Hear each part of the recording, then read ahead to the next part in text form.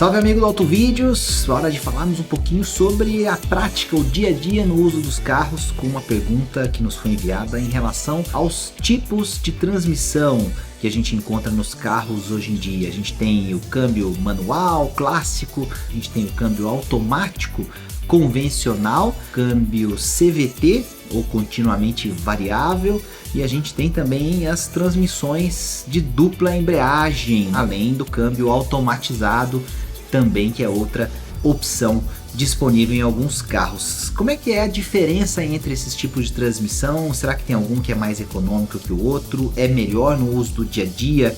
Como é que é a manutenção? A gente vai discutir um pouco esses aspectos, sem tantos detalhes técnicos, mas claro, dando uma pincelada legal para você entender um pouco desse universo das transmissões que você encontra nos carros. Então vem comigo.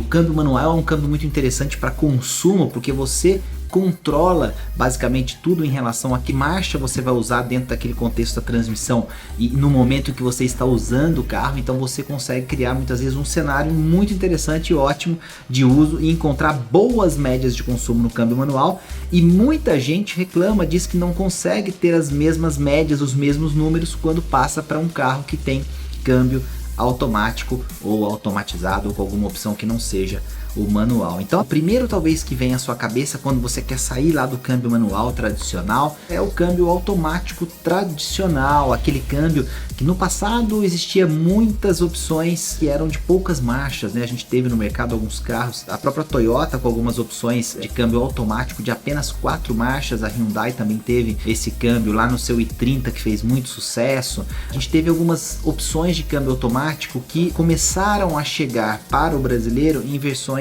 de poucas marchas, e isso não combinava muito com o consumo. A gente tem uma figura interessante dentro do câmbio automático chamada conversor de torque, que no passado, na sua configuração técnica, ele atuava praticamente o tempo todo. Hoje em dia ele atua basicamente no início, nas arrancadas, no começo, para poder acoplar obviamente o motor com a transmissão, e depois ele já consegue ser desligado e não precisa ser utilizado no dia a dia entre as marchas quando o carro está em movimento. Essa é uma mudança interessante em relação ao conversor de torque no passado, e isso traz algumas vantagens interessantes de consumo para o câmbio automático, além do aumento nas opções que você tem no mercado com mais marchas. Então hoje em dia a gente encontra um câmbio automático de 10 marchas, por exemplo, num carro como o Mustang ou até mesmo o Camaro.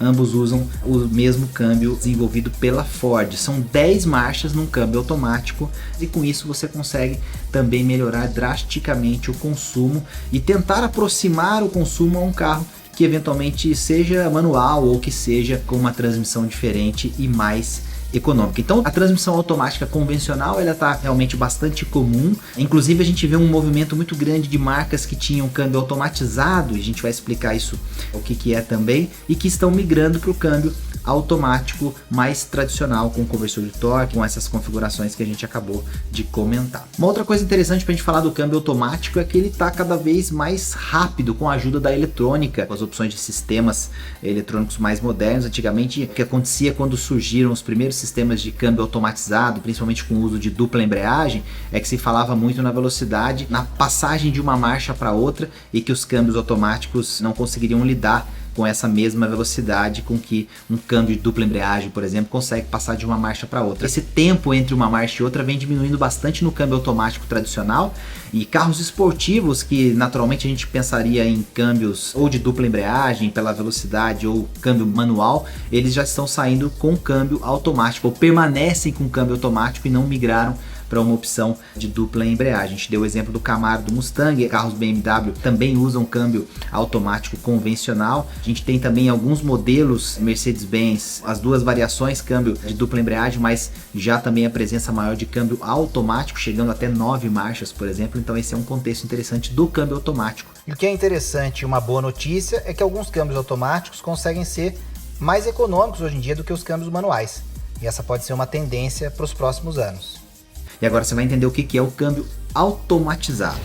Câmbio automatizado é aquele câmbio que tem embreagem, como você está acostumado, ou como você imaginaria no câmbio manual, mas que essa embreagem vai ser acionada por um atuador eletromecânico. Então é como se fosse um robô mesmo que vai pisar, né, entre aspas, na embreagem naquele sistema, e aí as marchas serão acopladas ou não de acordo com vários sensores e atuadores eletrônicos ligados com o carro, que vão identificar a velocidade, inclinação, uma série de aspectos, né, como é que o motor está trabalhando naquele momento, para decidir por qual marcha ele vai optar naquele momento, naquele modo de condução que você tem, considerando essas variáveis. Mas existe um atuador eletromecânico, né, um robozinho mesmo, que está fazendo esse trabalho de acionar a embreagem para que essa troca possa ser efetuada, para que esse acoplamento entre uma marcha e outra seja feito usando uma embreagem como a gente já conhece na figura de um carro manual. Então esse é um câmbio automatizado. Quando a gente fala, por exemplo, do Dualogic da Fiat, é um câmbio desse tipo. A característica dele é que todo mundo fala um pouco sobre o tranco que acontece quando você está dirigindo, porque de uma marcha para outra você geralmente está com o pé no acelerador e você não gradua o quanto você está pisando, né? E aí você mantém o pé no acelerador. Quando passa de uma marcha para outra você sente um tranquinho porque ele colocou a embreagem, o atuador acoplou a outra marcha e você, na hora que esse atuador solta essa embreagem, você sente esse tranco na aceleração. Então dá para ser um pouco mais suave do que isso. Se você tirar o pé um pouquinho, à medida que você for aprendendo o tempo que o carro vai trocar as marchas, você muda um pouco essa realidade. E tem algumas pessoas que falam um pouco do barulho também, porque existem mais componentes eletromecânicos, né, e principalmente mecânicos também nessa atuação desse robô, que fazem com que com mais partes móveis esse sistema possa emitir um pouco mais de ruídos. Então o câmbio automatizado, ele é uma opção que em termos de consumo e uso se aproxima muito do câmbio manual, mas toda a inteligência de troca de marchas fica por conta desses sensores, dessas atuações eletrônicas, junto obviamente com o motor e com esse atuador que vai fazer o papel de pisar na embreagem. Os câmbios automatizados estão um pouco em desuso, né? Muita gente indo para o câmbio automático convencional e algumas marcas ainda mantendo o câmbio automatizado de dupla embreagem. A gente vai explicar um pouquinho esse sistema também nas versões de repente com motores mais fortes ou que tem uma pegada um pouco mais esportiva. O câmbio automático, por exemplo, convive com o câmbio de dupla embreagem na linha de veículos da Volkswagen e também nos seus carros da linha mais premium, que são carros da Audi e outras marcas do mesmo grupo. Então a gente vai entender um pouquinho o que é o câmbio de dupla embreagem, mas o automatizado tradicional como o Dualogic tem saído de cena aí e sido bem pouco empregado hoje, principalmente em modelos 0 km. As opções de transmissão de dupla embreagem, como o próprio nome já diz, tem aí uma embreagem utilizada para as marchas pares e geralmente a ré, e outra para as marchas ímpares. Então o que acontece é que quando você está usando esse sistema dirigindo, ele funciona como um câmbio automatizado, tem um atuador eletromecânico, esse robô que vai poder fazer justamente esse acoplamento, mas é um sistema que, por trazer mais de uma embreagem, ele é mais complexo, maior, você tem mais partes móveis, você tem atuadores aí para essas duas acoplagens que vão acontecer com essas embreagens separadas, mas a vantagem é que quando você está dirigindo com uma marcha, a próxima marcha já está acoplada, digamos assim, ela já está quase que na agulha ali. Quando você vai passar, esse tempo de uma para outra é muito menor, porque existe uma outra embreagem e um outro atuador que já está pronto para colocar aquela marcha na sequência. O mesmo acontecendo quando você vai reduzir. Então o olhar para esse tipo de transmissão, ele lembra muito da questão da esportividade. O tempo de passar uma marcha para outra é muito curtinho, muita gente fala que é até muito menor do que aquele tempo possível para o melhor piloto num câmbio manual padrão. Então ele está muito associado a carros mais esportivos, mas ele tem um detalhe interessante que é ser um câmbio automatizado, porque a gente está falando de ter a embreagem, ter os atuadores, e você tem um ponto importante que é a questão do consumo. Esse talvez seja o câmbio que ofereça aí um dos melhores indicadores de consumo dentre os câmbios mais complexos. A gente vai falar de uma outra opção que é o câmbio CVT, que tem uma questão técnica e de engenharia bem mais simples, mas que é um câmbio também um pouco polêmico. Muita gente que usa o câmbio CVT parece que não se adapta tão facilmente a ele, mas o câmbio de dupla embreagem ele consegue entregar níveis de consumo muito interessantes e muitas vezes até melhores do que aqueles que você conseguiria obter se você estivesse dirigindo um carro manual. Então o câmbio de dupla embreagem ele é bastante comum hoje em dia, a gente tem muitos carros com esse tipo de câmbio. No passado, agora recente, a gente teve o Power Shift da Ford, que foi alvo de bastante críticas, e aí entra um aspecto importante do câmbio de dupla embreagem. Se você olha o tamanho tamanho de uma caixa de dupla embreagem, você vai ver que ele realmente é bastante grande. Isso significa que ali dentro você tem muito mais peças que podem eventualmente, dentro de um contexto de uma rua não muito boa como o do Brasil, as estradas não pavimentadas, etc., isso pode começar a gerar certos ruídos, barulhos. Isso é o que aconteceu, por exemplo, no caso do PowerShift, além de uma configuração que não agradava muito os seus motoristas, porque parecia que o câmbio era um pouco indeciso, a marcha entrava muito cedo, reduzia em horas que não era para reduzir, ou então quando você queria uma tocada mais esportiva, parece que o câmbio não tinha esse comportamento. Então existe um componente de ajuste fino muito importante para um câmbio de dupla embreagem, o que, por exemplo, no caso do grupo Volkswagen já é um elogio. Muita gente gosta muito das caixas DSG banhadas a óleo, e aí tem um detalhe importante: foram trazidas algumas opções de caixa DSG sem serem banhadas a óleo, e a gente teve aí alguns problemas principalmente com essa caixa no Golf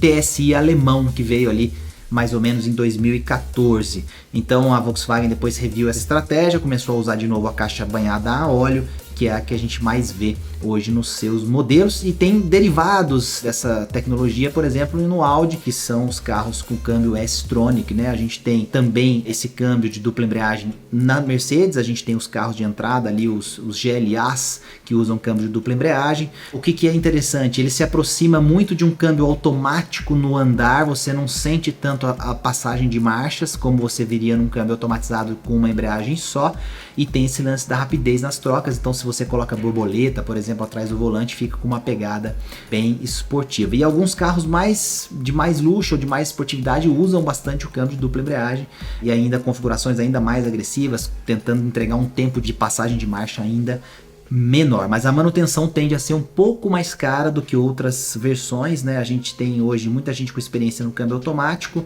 câmbio de dupla embreagem também, mas tem mais detalhes, então tem que tomar mais cuidado. Esse sistema pode custar um pouco mais caro no reparo do que outros modelos. Para a gente fechar o vídeo, vamos falar um pouquinho sobre o câmbio CVT, ou o famoso câmbio continuamente variável. A gente está falando de duas polias que, na verdade, elas se comportam de maneira que você tem dois extremos, e entre esses dois extremos, que seriam essas duas opções de marcha únicas que você tem nesse tipo de câmbio, entre esses dois extremos, essas polias elas vão se mantendo com distâncias diferentes. Você tem aí o carro se movimentando utilizando esses dois extremos. Então você não tem o conceito de passar marcha, né? A ideia é que você veja uma evolução linear da rotação do motor, e obviamente isso sendo traduzido para força motriz aí nas rodas do veículo, que você consiga ver o carro se movimentando. Então ele é interessante porque ele não tem essa questão do efeito passar de marchas, né? Você tem aí algumas marcas que fazem esse efeito simulado, né? Para falar que tem 7 marchas simuladas, alguma coisa assim no CVT. Então você poderia colocar numa espécie de um modo manual, e ele vai meio que configurar algumas distâncias para essas polias, para que você se veja passando marcha, né? Entre aspas.